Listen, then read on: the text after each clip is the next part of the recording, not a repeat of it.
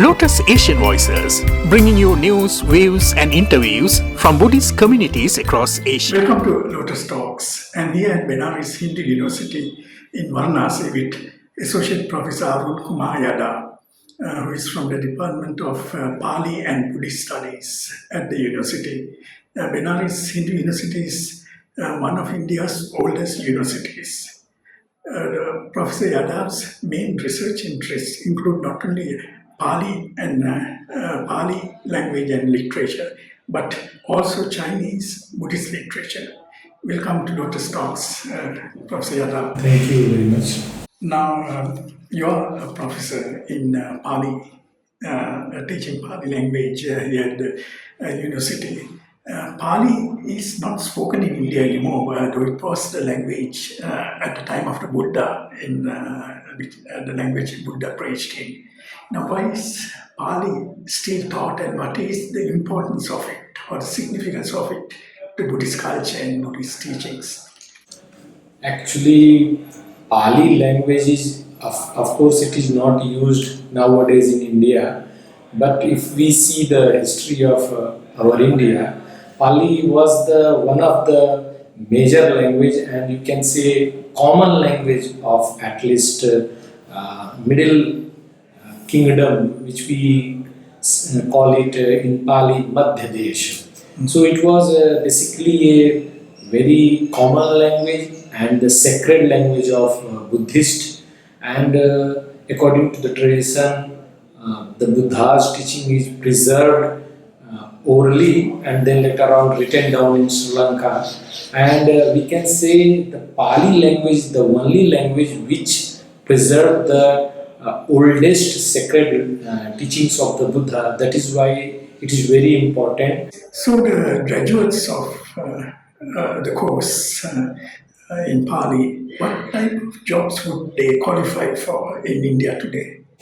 Actually, classical language has some job-oriented little bit problems in India, but still we have so many opportunity, like in several states, students who are studying and getting degree, they are getting jobs as a teaching job in a school and college level, especially in Bihar and Uttar Pradesh and some part of Maharashtra, and some in the pockets in different states. And beside that, we have several universities in India.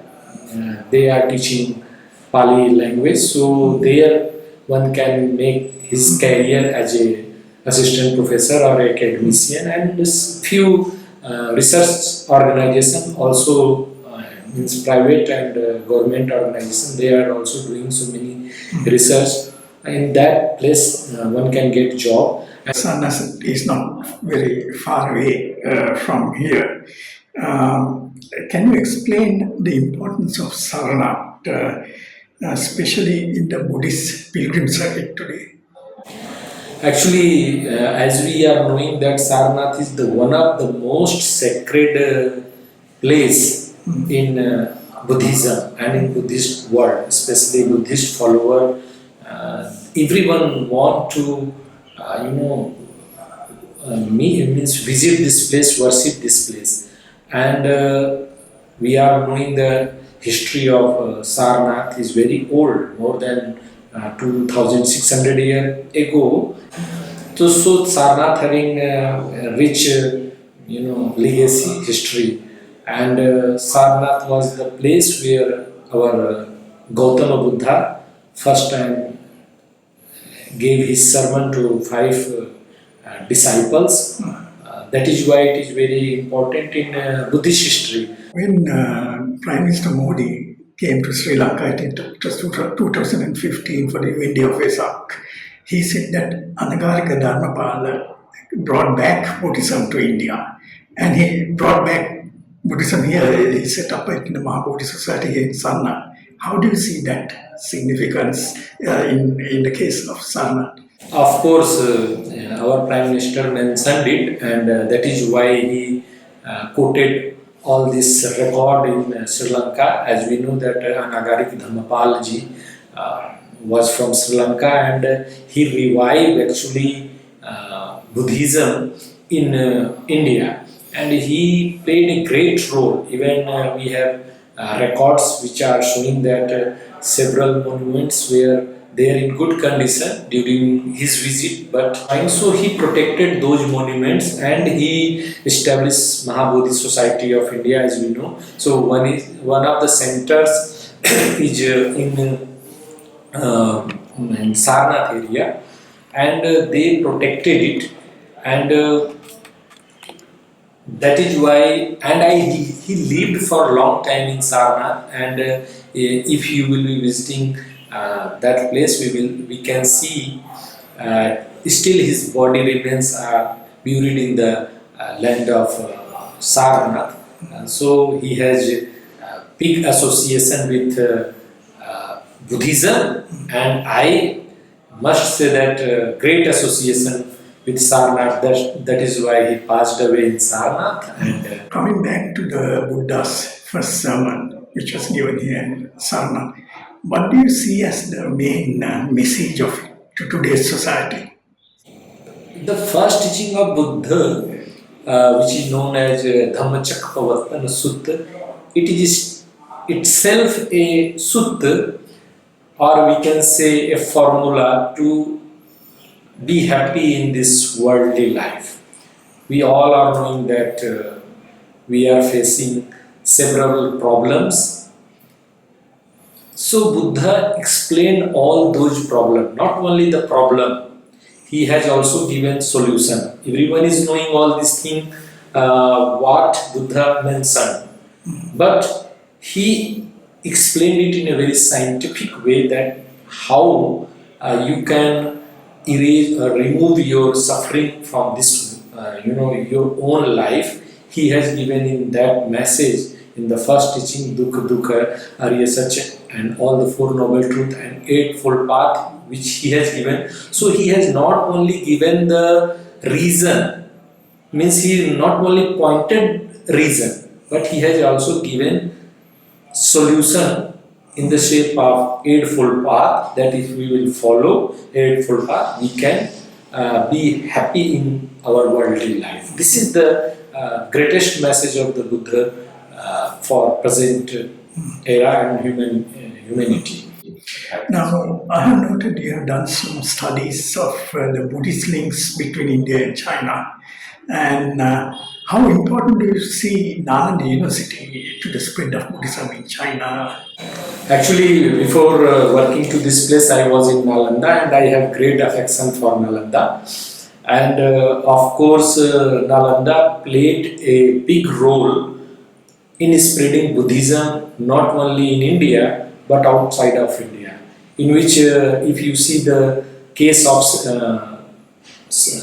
China, then we will find that he has means that university has played a great role to spreading Buddhism in China. Several scholars visited directly to China, and several scholars and students also visited from China to Nalanda University, and they came to Nalanda and studied for a long time. I want to mention the contribution of one Chinese scholar who is known as Swen Chang.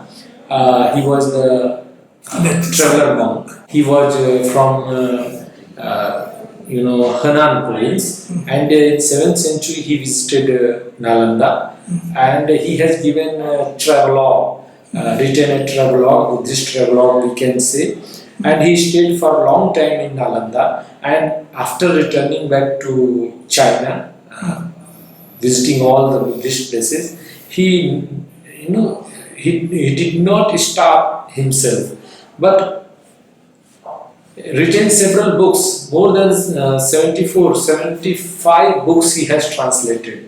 So Nalanda and the tradition of Nalanda continued in such type of way in China. They continued translated several books. So Nalanda played a great role to spread Buddhism in China. I've been to China many times.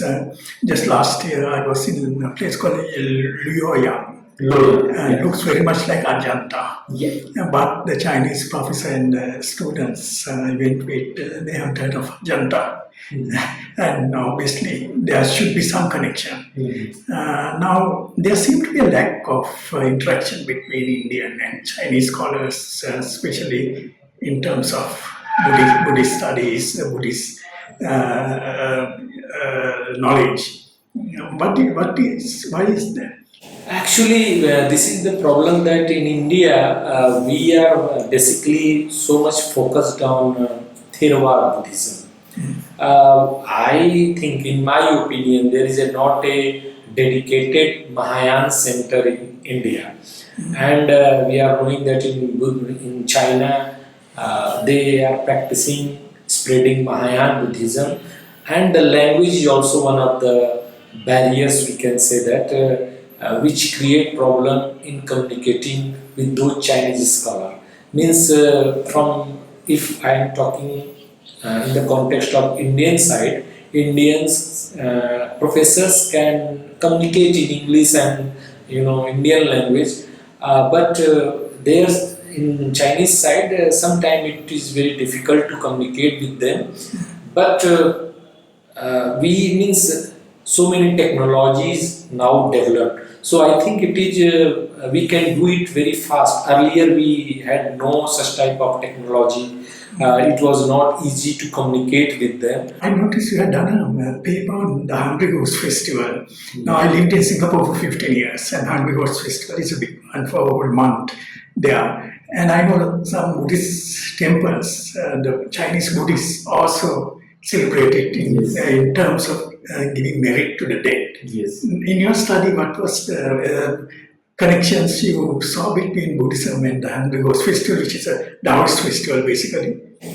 Basically, it is a very famous festival in Chinese society, just for their ancestors. And I found that there was a big connection with India, China, and other part of different country who is celebrating all these things.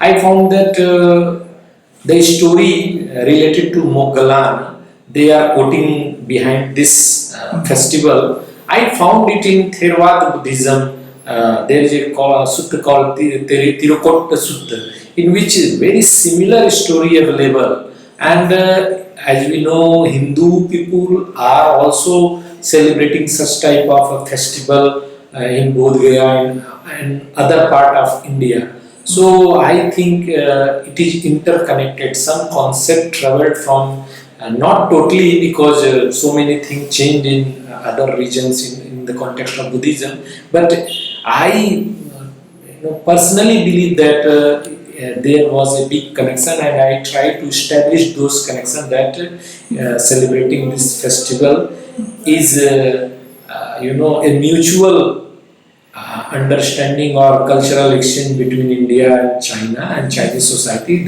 In 2014, when Modi visited China, met Xi Jinping in Xi'an, and during the meeting, Modi suggested that culture be part of the new Silk Roads, what the Chinese call the BRI, Belt and Road Initiative, that China culture should come in, and he talked about Indic-Buddhist civilization of Asia.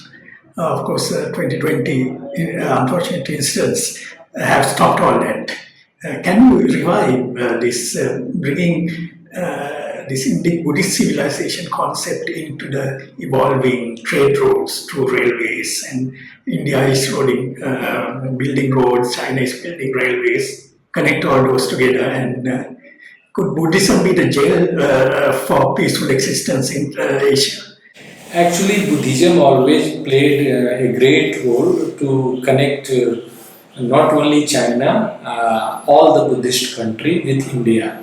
And earlier we had trade routes and different routes through sea routes and other routes. And this is basically earlier the system was different, but nowadays we in modern society we have so many other routes which we can develop and can communicate. Of course, Buddhism can play a great role for connecting the people of China and India, and of course with other country. I hope so. Such type of understanding will develop, and also hope that both countries mutually respect each other in the context of culture. Okay, thank you very much, Professor. Thank you very much For giving your time. We have been talking to Professor Arun Kumar Yadav at Benares Hindu University here in Varanasi on Lotus Talks. So until we meet again in another Lotus Talk, bye. Thank you very much.